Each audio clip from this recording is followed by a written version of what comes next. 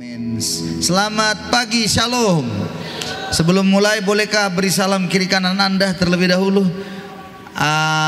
Lampunya padam. Kayaknya jalur di bagian lampu kayaknya putus ya, terbakar. Tapi AC masih hidup. Yang depan AC-nya yang mati. Oke. Lampu boleh padam, tapi iman Anda jangan padam. Katakan amin. Iya, bilang kiri kanannya, masih bisanya kau lihat? Bilang. Tanya dulu kiri kanannya, masih bagus mata? Tanya dulu. Iya, masih bisa melihat? Melihat uang masih bagus? Bagus kalau melihat uang, haleluya. Amin, saudara-saudaraku ya. Amin. Kita bersyukur hari ini kita belajar. Hari ini kita akan berbicara tentang bagaimana sebuah kemuliaan itu kita peroleh dalam kehidupan ini. Kemuliaan itu betapa banyak orang rindukan. Yang disebut dengan penghormatan itu juga sebuah kemuliaan. Ada sesuatu berkat yang Tuhan beri, bisa jadi itu sebuah kemuliaan. Atau apa saja yang hari-hari lepas hari dalam kau jalani dan engkau melihat pertolongan Tuhan, penyertaan Tuhan, bagaimana Tuhan menuntun langkah hidupmu, itu juga bisa jadi sebuah kemuliaan Tuhan dalam hidup saudara. Tetapi semuanya kita harus ingat baik-baik bahwa kemuliaan hanya akan diperoleh melalui sebuah prosesnya dari Tuhan. Amin, saudara-saudaraku. Penderitaan, kematian kadang-kadang harus dialami untuk mendapatkan atau memperoleh sebuah kemuliaan. Yohanes pasal 12, saya jemput kita untuk melihat akan hal ini, saudara-saudara. Karena kita belajar tentang biji gandum yang harus mati ditanam. Kalau dia tidak mati di tanah, dia tidak menghasilkan biji gandum yang lainnya, atau dia tidak akan berbuah menghasilkan benih gandum yang lainnya. Yohanes pasal 12, saya jemput kita untuk melihat ayat yang ke-20 sampai ayat yang ke-26. Haleluya. 20 sampai yang ke-26. Yesus memberitakan kematiannya. Demikian perikop yang dibuat oleh LAI, Lembaga Alkitab Indonesia, dari Alkitab yang kita baca pada hari ini. Ayat 20 saya baca, saudara-saudara baca ayat yang 21 yang ganjil, dan begitulah kita bersaut-sautan, dan nanti kita akan baca pada ayat yang terakhir atau 26, kita sama-sama membacanya. Saya mulai. Yesus memberitakan kematiannya. 20, di antara mereka yang berangkat untuk beribadah pada hari raya itu terdapat beberapa orang Yunani. 21,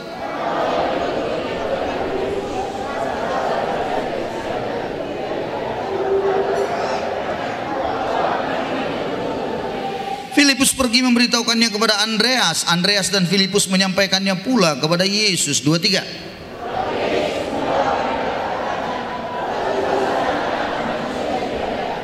aku berkata kepadamu, sesungguhnya jikalau biji gandum tidak jatuh ke dalam tanah dan mati, ia tetap satu biji saja. Tetapi jika ia mati, ia akan menghasilkan banyak buah. 20 terus.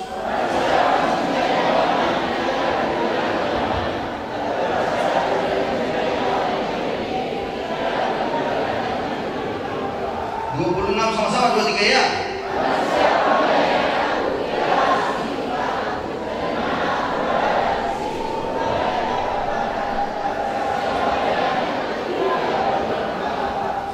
Oh, barang siapa melayani aku, ia akan dihormati Bapa. Perhatikan ayat ini pelan-pelan, dan kita akan belajar dari kebenaran ini sebelum kita menyambut perjamuan bersama-sama pada hari ini. Saudara-saudara, di dalam kebenaran ini kita menjumpai ada hal yang menarik untuk kita pelajari. Pada waktu itu katanya beberapa orang Yunani datang pada hari raya. Hari raya apa itu? Itulah hari raya Paskah. Kalau baca di dalam pasal sebelumnya, itu pasal 12 ayat yang pertama, itu dikatakan 6 hari sebelum Paskah Yesus datang ke Betania. Jadi Paskah, pada waktu perayaan Paskah itu, saudara-saudaraku, ada banyak orang dari berbagai tempat datang beribadah ke Yerusalem, karena memang itulah pesan yang diletakkan oleh para hamba Tuhan. Di di zaman perjanjian lama, terutama pada zaman Musa memimpin Israel dan Tuhan menetapkan perayaan Paskah itu menjadi perayaan yang harus dirayakan secara turun-temurun, karena itu menunjukkan sebuah pengertian atau peringatan bagi mereka bahwa mereka dulunya berada di Mesir, dan kemudian mereka dibebaskan oleh Tuhan keluar dari Mesir, dan perayaan Paskah itu sebagai penutup mereka ada di sana, tanda bahwa mereka akan keluar dari perbudakan Mesir. Nah, saudara-saudaraku, yang menarik adalah beberapa di antaranya adalah orang Yunani, dan saya percaya mereka ikut, kemungkinan besar mereka orang Yunani, tapi bisa jadi mereka warga negara Yunani, namun juga mereka mungkin saja keturunan, mungkin mamanya dari Yahudi, sehingga mereka datang beribadah. Ingat, kenapa bisa terjadi banyak orang Yunani itu? Mereka menjadi Yunani di berbagai tempat karena orang Israel, kita tahu persis bagaimana mereka dibuang Tuhan, diangkut ke pembuangan Babilonia, Koreshi, kepada media Persia, karena mereka memberontak kepada Tuhan, dan mereka menjadi budak, diambil oleh bangsa-bangsa seberang, bangsa-bangsa lain, dan dijadikan budak di rumah atau di keluarga atau di bangsa itu, sehingga banyaklah keturunan mereka ada di sana. Nah, yang menarik sekali saudara-saudaraku, ada orang yang datang. Jadi mereka ini sebenarnya mengerti tentang ibadahnya orang Israel, dan mereka berada di Yerusalem mengikuti ibadah itu. Tetapi yang menarik, mereka ingin bertemu dengan Yesus. Tentunya ada sesuatu yang sangat berarti bagi mereka. Saya yakin dan percaya pastilah berita tentang Yesus mereka sudah dengar begitu rupa, terutama pada waktu Lazarus sudah dibangkitkan dan mereka ada di Yerusalem. Yesus dieluk-elukan di Yerusalem, dan mereka pastinya bertanya-tanya, siapa sebenarnya Yesus itu? Benarkah dia Mesias yang dijanjikan itu? Dan terus menerus pertanyaan-pertanyaan seperti itu pasti ada di dalam benak mereka, sehingga mereka berkata, kita akan bertemu Tuhan, kita mau bertemu Yesus. Lalu mereka mendekati murid Tuhan bernama Filipus. Mereka berkata dengan sangat sopan sekali, saudara. 21 ayat 21 bilang, Tuhan, kami ingin bertemu dengan Yesus. Nah, pertanyaannya ini, kenapa Filipus, ada komentar dari para penafsir Alkitab, diprediksikan bahwa kenapa mereka bertanya kepada Filipus, karena nama Filipus itu nama yang bernuansa Yunani, ya. Jadi bukan bernuansa Ibrani begitu, sehingga mereka datanginlah Filipus dan berkata, Tuhan, kami ingin bertemu Yesus. Lalu Filipus menemui Andreas, dan kemudian Andreas menyampaikannya kepada Yesus. Perhatikan baik-baik kebenaran ini.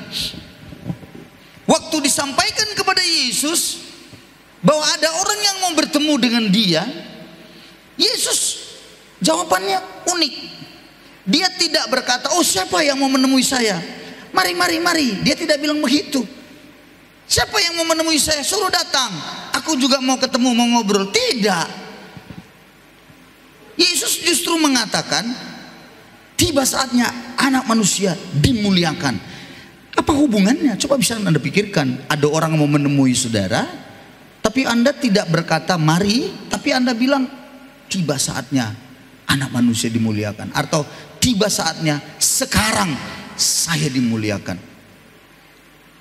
Saudaraku, menarik sekali kalau Anda dan saya mengerti kebenaran ini, bahwa ternyata Yesus, dia inginkan sesungguhnya orang yang melayani mereka, orang yang datang itu mau bertemu Yesus, mau dibimbing, mau dilayani. Mungkin saja ada kebutuhannya, mungkin saja perlu didoakan, atau apa saja yang hari-hari yang saat itu diperlukan. Yesus sedang menunjukkan sebuah jalan yang terbaik bagi semua murid-muridnya. Jalannya kalau kita baca semuanya, dia bilang bicara tentang pelayan. Barang siapa katanya melayani aku, ia mengikut aku, harus mengikut di mana aku berada, pelayanku pun ada. Yesus sedang menggambarkan bahwa orang-orang yang begitu banyak di luar sana, bukan hanya orang Yunani ini, perlu dilayani.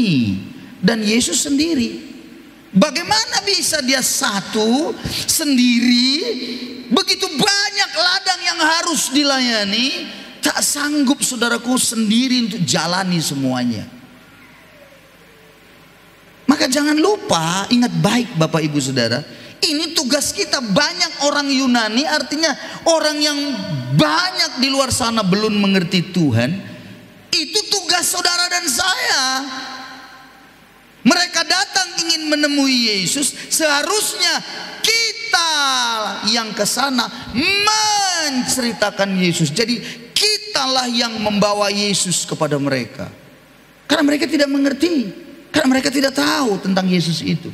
Kitalah yang harusnya datang membawa Kristus itu buat mereka. Di dalam perjalanan kehidupan setiap kita, orang Kristen, maksudnya pengikut Kristus, hal ini harus disadari betul-betul, supaya kita jangan menjadi orang yang bergereja, memenuhi bangku gereja, atau menjadi pengikut Kristus hanya memikirkan persoalan kita sendiri. Yesus sedang membagikan sesuatu yang sangat penting, bahwa kemuliaan, dia akan dimuliakan untuk nantinya akan tampil pelayan-pelayan yang hebat yang lain.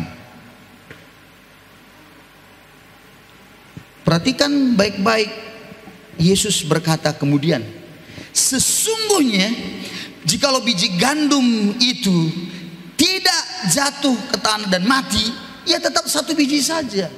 Yesus memberikan sebuah perumpamaan yang menarik tentang bagaimana dirinya satu biji gandum, dia, saya satu, bagaimana saya bisa menghasilkan banyak biji gandum lain, yang artinya yang segambar sama dengan dia, yang menghasilkan pelayan-pelayan yang kualitasnya sama dengan dia.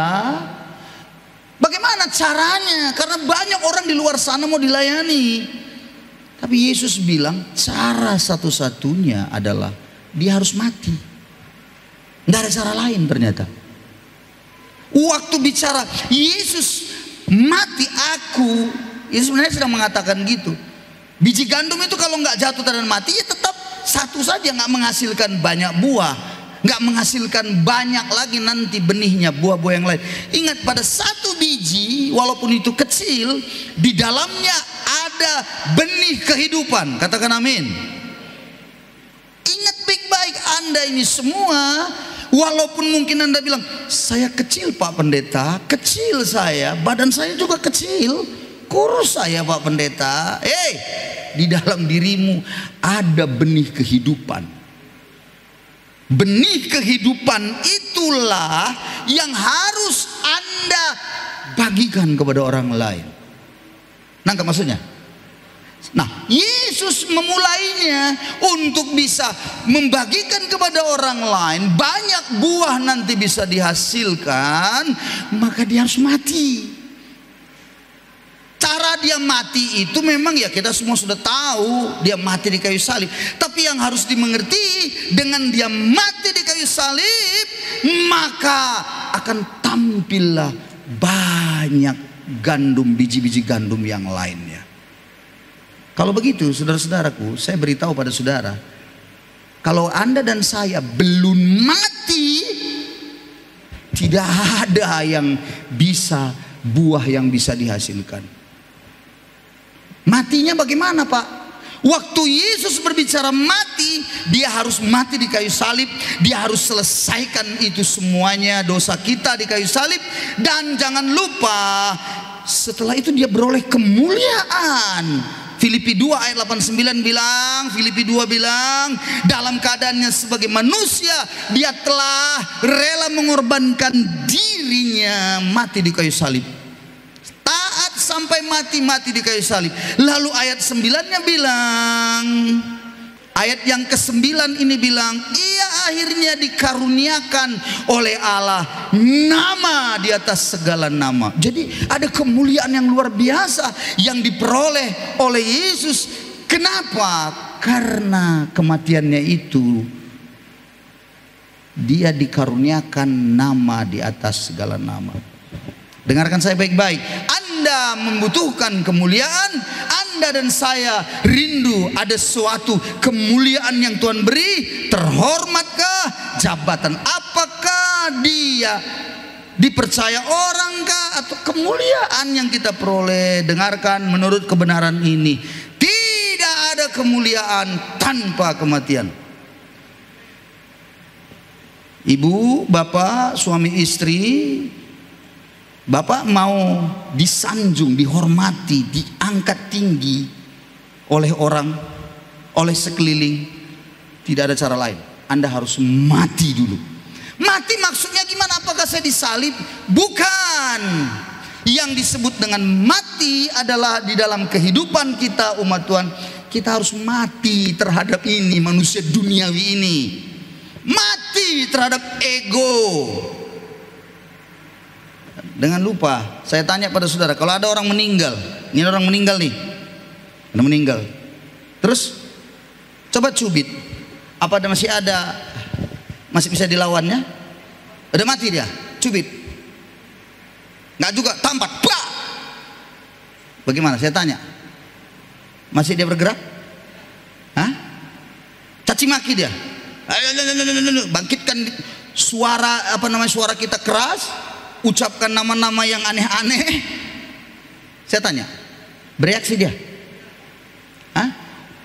Orang mati begitu. Nah kita begitu diajak orang, belum mati.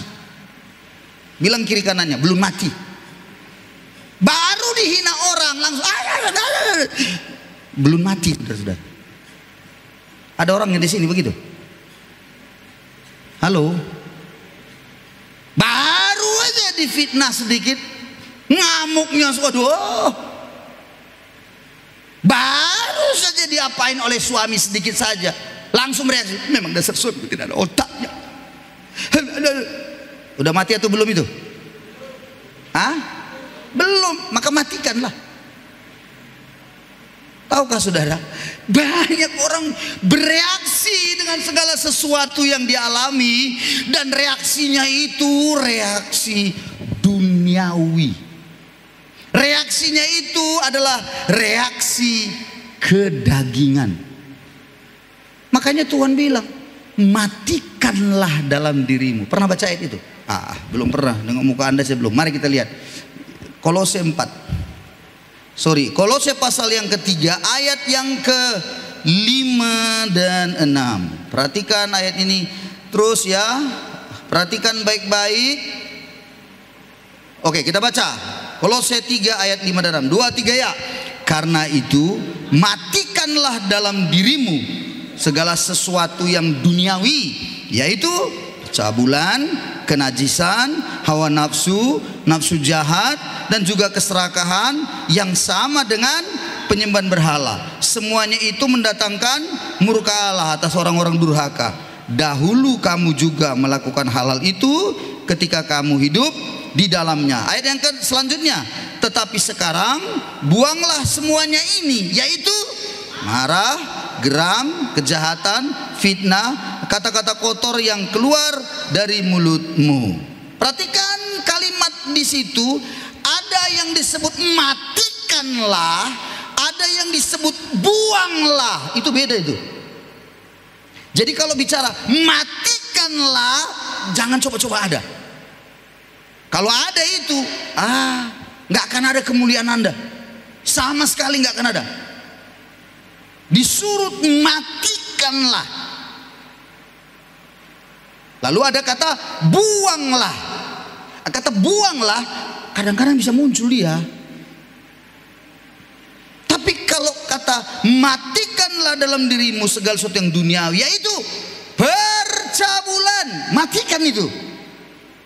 Kalau Anda pernah melakukannya dulu, matikan, jangan sampai muncul dia lagi. Percabulan jangan coba-coba, ada. Oke lah, dulu ada yang bilang, ya bagaimana enggak aku selingkuh Pak? Manalah pulanya, suamiku pun tulalit. Atau yang bilang, istriku pun tulalit. Bagaimana Pak? Nggak jelas ini semua. Akhirnya selingkuhlah saya. Oke, masa lalu Anda itu semua sekarang matikan, jangan lagi ada. Stop. Percabulan, ada yang mau coba-coba? Matikan. Kalau itu artinya berbahaya betul. Itu semua sama dengan penyembahan berhala. Jadi kalau Anda bilang, oh saya tidak percaya dukun-dukun Pak, saya tidak percaya setan-setan lagi, karena saya sekarang sudah bergereja di GKB, dan kalau kami ibadah Pak ada mandiri-mandiri, haleluya, haleluya, saya nggak percaya lagi setan-setan Pak. Halo, kalau masih ada dalam diri Anda serakah, sama itu dengan penyembahan berhala. Tahu arti serakah? Semua mau sama dia. Semua. Waktu kami dulu kecil, 5 bersaudara kami laki-laki semua. Adik saya yang paling kecil itu kadang-kadang mau sama dia semuanya makanan. Bayangkan tuh. Udah dibagi. Ini ya samamu, ini. Udah dibagi. Bukan nggak dibagi. Dibagi. Oke, makan. Ya kan? Yang paling kecil langsung habis. Akhirnya semua dimintanya lagi. Loh, udah tadi. Akhirnya mama bilang, kasih. Abang itu harus mengalah. Itu adekmu. Ya dikasih. Makan. Mau sama dia juga nyarinya. Akhirnya apa yang terjadi? Besok mencret. Rasakan. Siapa di sini yang seperti itu, saudara? Bilang kiri kanannya, aku mengerti siapa itu, bilang saudaraku. Anda serakah berarti apa? Sama penyembahan berhala juga Anda. Kan katanya sama dengan penyembahan berhala. Matikan. Kenajisan, matikan. Nafsu, hawa nafsu. Wih, itu bergelora, matikan. Jangan sampai muncul itu. Kadang dia mau dapat, jangan. Matikan. Ketika berbicara tentang, kan ayat yang ke-7, ayat 7 bilang, dahulu kamu juga melakukan hal-hal yang itu. Dahulu, oke, udah gagal kita, oke, baik. Tapi kalau kita mau bicara tentang kemuliaan mau kita peroleh hari esok, kita harus mati. Dan yang dimatikan itu, yaitu tadi, duniawi. Nah, menariknya ayat 8-nya bilang, tapi sekarang, yang sekarang kita jalani maksudnya ya kan. Nah, jalan-jalan tiba-tiba marah kita ya kan. Ribut sama ayatnya bilang jangan dimatikan. Maksudnya dengar baik, marah itu kadang-kadang perlu. Makanya nggak dimatikan. Tapi dibuang. Kalau udah tahu jelek salah, dibuang itu. Kalau suami suka terlambat pulang, halo Bapak, alasannya selalu banyak pekerjaan. Padahal setelah diselidiki, main bulu tangkis.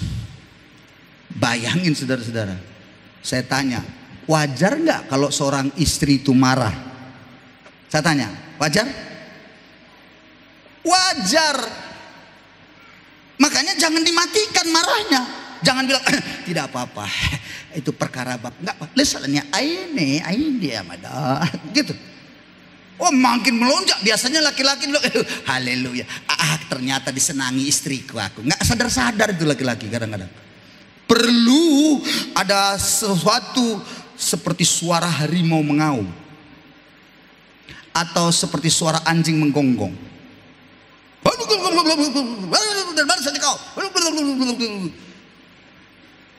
Baru kadang-kadang suaminya sadar, ternyata istriku tidak suka aku pulang suka-suka aku.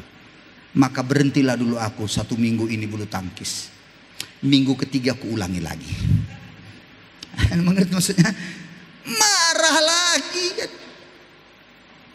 Sama. Kalau anak Anda nggak belajar, saya tanya, marah atau tidak? Marah. Wajarkah? Wajar.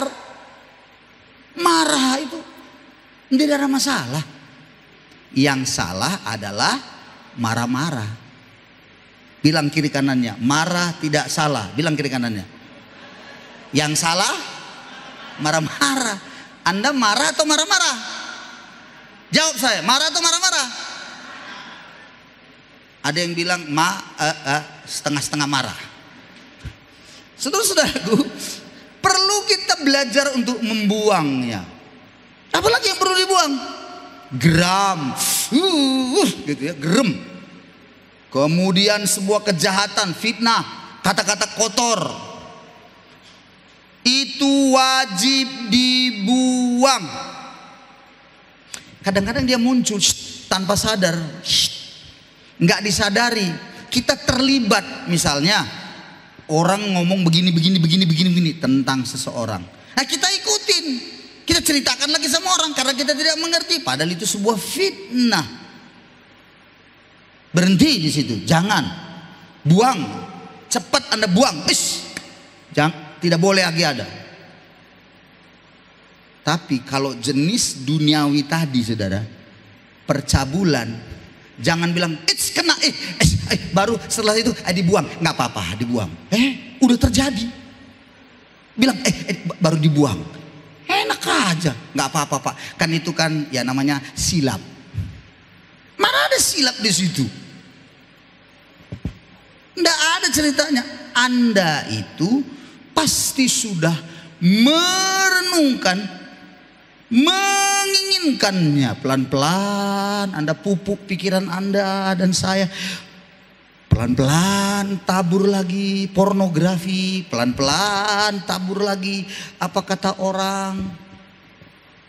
Saudara-saudara, akhirnya kacau. Ya, memang apa? Saya suka melihat juga di dalam kehidupan banyak orang hari-hari ini apa yang disebut dengan rasa kebanggaan, bangga atau rasa percaya diri. Rasa percaya diri yang dibangun dari konsep dunia. Contoh-contoh, ibu-ibu kalau tidak cantik, nggak usah jauh-jauh, nggak usah cantik, rambut. Menurut Anda, rambut yang dianggap rambut yang betul-betul rambut idola, iklan rambut selalu memberikan sebuah pengertian bahwa rambut luruslah yang terbaik. Betul nggak? Makanya banyak ibu-ibu tiap minggu bisa mensetrika rambutnya, dipanas-panaskannya terus. Tiap minggu itu bisa supaya tetap lurus kayak ijuk. Saya tanya, mahal nggak itu? Mahal nggak? Kadang-kadang karena ketidakpenerimaan kita tidak bisa menerima diri kita apa adanya. Akhirnya kita berlaku bodoh, berlaku salah. Apa itu tadi? Yaitu uang tidak ada, gaji kurang atau pas-pasan, tapi untuk penampilan ditancap gas. Akhirnya apa? Berutang-utang kan? Bodoh. Bahasa orang Medan bilang longor, tahu longor? Mahal kalau longor itu, saudara-saudara, mahal. Mahal. Ada laki-laki lagi dibilang laki-laki perkasa, luar biasa. Maka apa yang dilakukan? Minum obat kuat supaya perkasa. Dicampurlah itu M150 extra jos dengan pil kita dengan apa semua supaya kuat, jreng. Diminumnya ternyata nggak kuat, jantungnya mati tiba-tiba. Nah itulah mahal longor itu, saudara-saudara. Bodoh. Orang, saudaraku, kalau sudah mulai dia selalu berpikir bagaimana penerimaan orang padanya, bagaimana supaya dia itu bisa dianggap orang, Nah, disitulah seringkali membuat kita menjadi orang, mohon maaf, tanda kutip, bodoh. Jadi bodoh kita. Itu sebabnya sudah semua harus kita taklukkan. Amin, saudara-saudaraku. Ya, kita taklukkan. Kita bawa diri kita. Untuk apa? Sesuatu kemuliaan di depan sana. Tapi melalui sebuah kematian. Proses kematian yang harus kita jalani. Amin, saudara-saudaraku. Kan banyak orang sekarang mau sukses. Ya, ada dulu menteri di zaman Presiden SBY. Dia pengusaha, mulai bisnis dari nol. Saya rasa menjadi salah satu orang terkaya pengusaha terkaya di Indonesia, salah satu. Nah, saudara-saudara, ketika saya dengar dia di interview, dia berkata bahwa dalam umurnya masih muda itu dia sudah biasa 12 jam sampai 15 jam dia kerja. Dia berpikir dia kerjakan sesuatu untuk bisnisnya. Dan sekarang umurnya udah 70-an tahun. Dia bilang apa? Sampai sekarang pun saya masih harus kerja. Saya tetap bekerja. Saya maksakan diri saya kerja 8 sampai 10 jam. Maka saya langsung punya sebuah kesimpulan, pantas nasibnya berbeda dengan saya. Dia kerja keras. Apa yang dimatikannya? Yang dimatikannya kesenangan duniawinya lah. Kawan-kawannya di sana pergi main, dia tetap di sini. Orang lain menceritakan kejelekan orang, dia tetap di sini bekerja. Orang lain di sana mencari kesenangan dunia, pergi ke nightclub, pergi ke bar-bar, dia tetap di sini. Itulah yang namanya dimatikan semuanya itu. Keinginan dagingnya, egonya, kemauannya yang melunjak dari daging itu rasanya mau keluar, tapi dia tahan dirinya. Dan gak heran, 35 tahun kemudian jelas perbedaannya. Dengarkan saya, semua kita ada di sini. Dengarkan baik, semua kita ada di sini. Kita tahu lah, mohon maaf, tidak ada satupun yang kuhina, kujelekkan, tidak ada. Ku tahu, kita semuanya beginilah kita, nasib kita begini. 30 tahun lagi, 25 tahun lagi, 20 tahun lagi. Saya percaya sekali ibu-ibu bapak yang dulunya pertama datang ibadah, mohon maaf lagi, tidak lagi kuhina, kere. Banyak dari ente yang kere, benar apa tidak itu? Kere, mohon maaf lagi, rumahnya ditunjang 5 kali pun roboh. Banyak di antara kita yang susah, sering nangis dan mengeluh pada saya dan berkata, doakan Pak Pendeta, kami perlu dana begini, uang ada, doakan dan berdoa sama-sama dan setia pada Tuhan. Pelan tapi pasti Tuhan angkat. Sekarang sudah punya rumah. Dan kulihat lagi ada yang mau dibangunnya lantai 2-nya. Apakah saya dipanggilnya lagi? Enggak, jangan harap saudara-saudara. Begitu tidak punya rumah, dia datangin saya. Begitu dibangun lantai 2, apa dibilangnya? Luar biasa Pak, benar sekali itu berkat Tuhan. Ya, seolah-olah dialah yang berdoa dengan Tuhan langsung, gak ada lagi saya. Tapi kalau dulu susah, saya ikut di dalamnya. Artinya ikut saya menderita. Mohon maaf, gak nembak, cuma nyindir aja saudara-saudara. Apakah saya marah? Enggak, saya lihat gini, yes, saya bilang puji Tuhan, diberkati Tuhan dia. Dengarkan saya, orang tua dulu, orang tua. Kalau ada di sini ada orang tua, ada punya anak. Sekarang saya tanya pada saudara, kalau Anda orang tua, terus anak Anda membangun rumah di dekat rumah Anda berlantai 3 besar, sementara Anda di rumah Anda yang lama, yang sudah mungkin papannya saja sudah dimakan rayap, tapi Anda melihat anak Anda di sana, rumahnya besar, megah. Saya tanya, Anda bangga atau tidak? Anda iri atau tidak? Bangga atau tidak? Begitulah saya. Kulihat rumah Anda jauh lebih besar rumah saya, yes. Kulihat mobil Anda luar biasa, yes. Kulihat Anda berjalan-jalan yang sudah berbeda dari sebelumnya. Kalau sebelumnya, sekarang gak sengaja dibunyikan supaya orang melihat. Apakah saya iri? Apakah saya marah?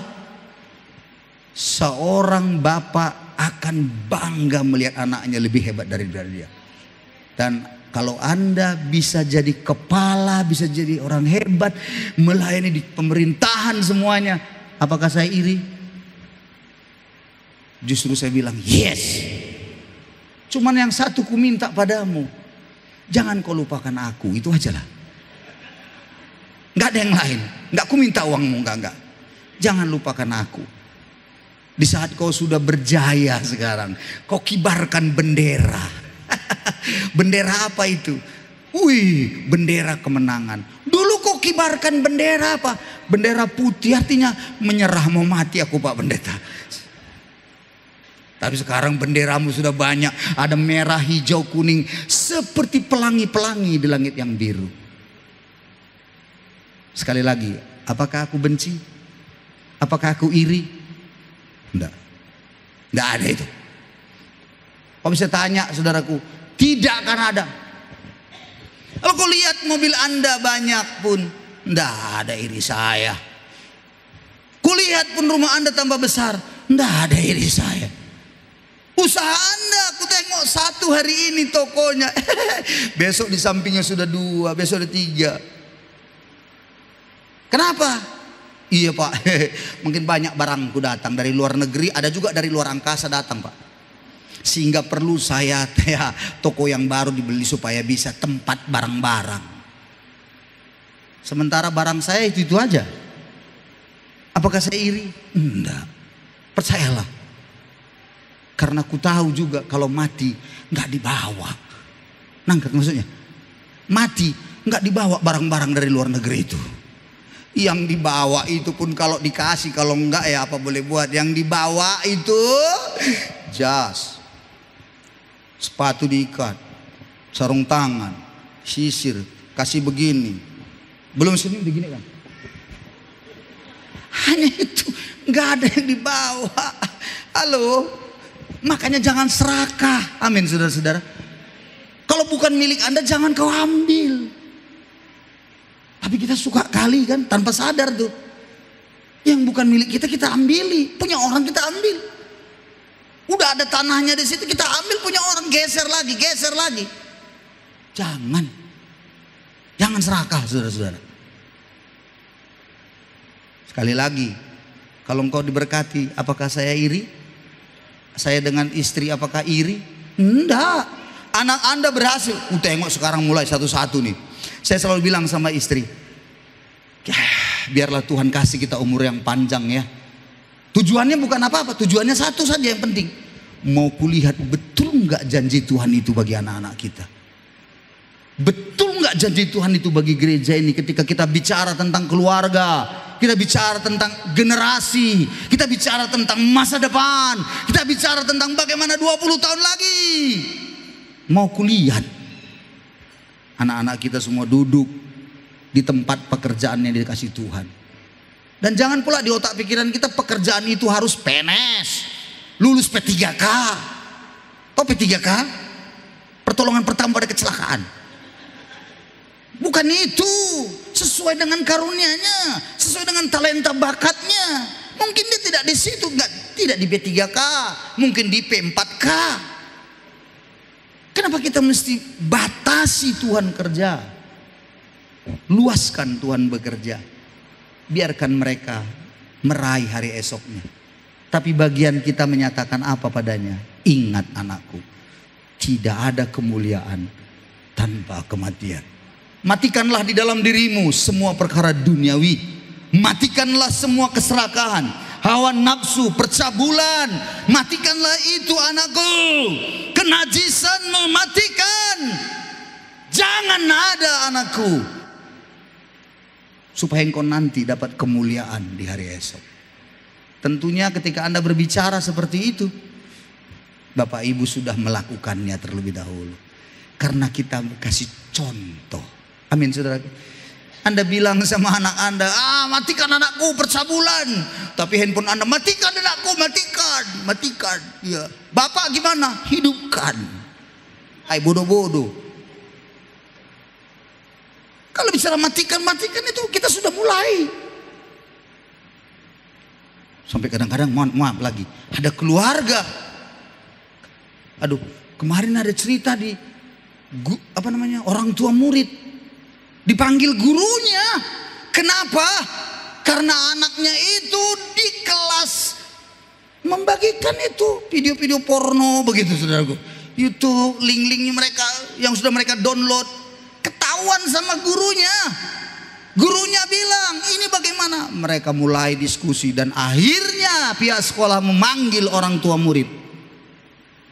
Waktu saya dengar itu, saya bilang, siapa orang tuanya itu, saya pikir. Apa kata orang tuanya? Dibilang gurunya, wali kelas panggil.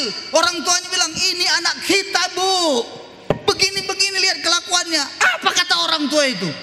Dimarahinya pula lagi guru itu. Itu aja masalah anak saya. Udah biasanya itu, nggak apa-apa itu, biasanya udah dewasa. Ku bilang, sampai wali kelasnya geleng kepala. Nggak lihat anaknya mau dididik. Tapi orang tuanya bilang, nggak apa-apa. Saya jamin anak itu hancur. Saya jamin. Sampai kepala sekolahnya pun geleng-geleng kepala. Bagaimana orang tuanya ini? Saya minta padamu jangan ada orang tua di sini seperti itu. Amin. Karena saya juga termasuk komite, saudara-saudara, dalam pertemuan-pertemuan dengan para orang tua. Saya cuma mintalah, jangan kita anggap bahwa itu biasa-biasa. Yang begituan jangan. Matikan. Katakan dengan saya 2, 3 ya. Matikan, tidak boleh ada. Jadi saudara-saudara, sebelum kita tutup, biarlah kita hari ini mengerti bahwa Tuhan membutuhkan pelayan-pelayannya, tetapi pelayan yang sudah mati terhadap perkara dunia. Amin, saudara-saudara. Sehingga pada waktu yang terakhir, kita kembali ke Yohanes tadi. Sehingga pada waktu dia melayani, karena Yesus berkata, Yohanes 12, kembali lagi kita, bahwa orang yang melayani Tuhan, yang melayani aku, ayat yang ke-26, akan mengikut aku. Di mana aku berada, pelayanku pun berada. Dan barang siapa melayani aku, ia dihormati Bapa. Jadi dengan kematian Yesus, maka Yesus menyelesaikan di kayu salib dosa-dosa itu semuanya. Dengan kematian itu, maka tumbuhlah, lahirlah, muncullah pelayan-pelayan yang punya dedikasi yang luar biasa, yang tidak lagi mencintai dirinya, yang tidak lagi mencintai nyawanya, yang tidak lagi mencintai dunia ini, tapi mulai mendedikasikan dirinya untuk Tuhan. Dan ketika dia melayani Tuhan, halo, dihormati Bapa. Dihormati, saudara-saudara. Bukan cuman, dengar baik, kita menghormati Bapa. Tidak, ternyata menurut ayat ini kita belajar, ternyata Bapa pun menghormati kita. Kalau kita jadi pelayan yang sungguh-sungguh, bagaimana itu? Bapak menghormati kita, ini semua manusia berdosa, nggak ada apa-apanya. Tapi Alkitab berkata, Bapa mau menghormati saudara dan saya. Luar biasa, saudara-saudara. Jadi Anda melayani Tuhanlah dengan sungguh. Taklukkan duniawi Anda, buang semuanya yang tadi itu, dan Anda jalani hidup Anda sungguh-sungguh di dalam Tuhan. Jangan memikirkan diri sendiri. Barang siapa mencintai nyawanya, ia akan kehilangan nyawanya. Barang siapa menyerahkan nyawanya, dia akan mendapatkannya, kata Tuhan tadi. Jadi kita semua, dengan catatan yang kita pegang, kita mati dalam perkara dunia, akan muncul pelayan-pelayan yang hebat dan luar biasa, dan kita dihormati. Saudara-saudara, pada waktu Stefanus, Anda tahu Stefanus? Stefanus dituduh, difitnah bahwa dia menghujat Allah dalam sebuah sidang mahkamah agama. Dan kemudian dia pun dibawa, diseret keluar. Dan waktu dia diseret keluar, dilempari dengan batu, dia pun berkata, ampuni mereka Bapak. Tapi ada satu yang menarik yang disampaikannya. Dia berkata, waktu dia melempari, dia bilang, aku melihat langit terbuka. Dan dia berkata, Allah berdiri di tahtanya. Dia bisa lihat penglihatan yang dari sorga itu. Aku melihat langit terbuka. Dia berdiri di tahtanya. Dilempari dan akhirnya dia mati. Dia menyerahkan nyawanya dan mati. Saudara, kalimat itu bisa saja itu kalimat sederhana buat saudara dan saya. Tapi kalimat itu sangat membekas bagi saya selama puluhan tahun. Sejak saya sudah mulai melayani Tuhan. Apa itu? Saya tanya pada saudara.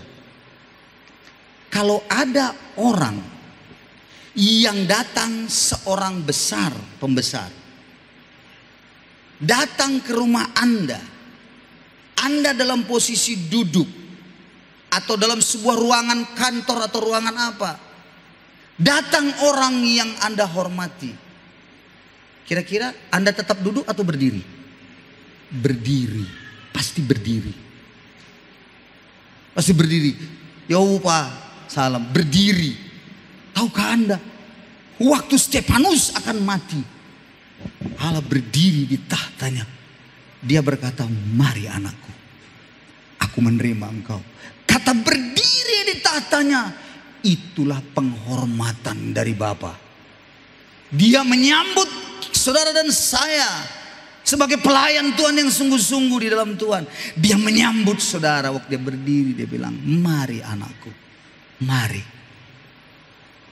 Datang kau, mari aku saudara, waktu saya dulu merenungkan kebenaran itu, pada waktu itu saya merasa bahwa saya ini seorang yang tidak diapa-apain oleh dunia, tidak pernah dipuji, tidak pernah dihargai oleh banyak orang, oleh pemimpin, oleh siapapun.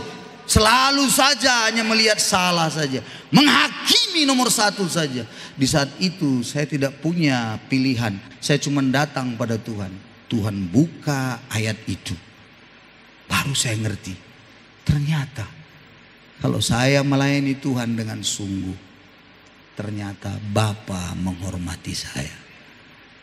Pertanyaannya bagi saudara hari ini, rindukah Anda juga dapat penghormatan itu? Rindukah Anda mendapat kemuliaan itu?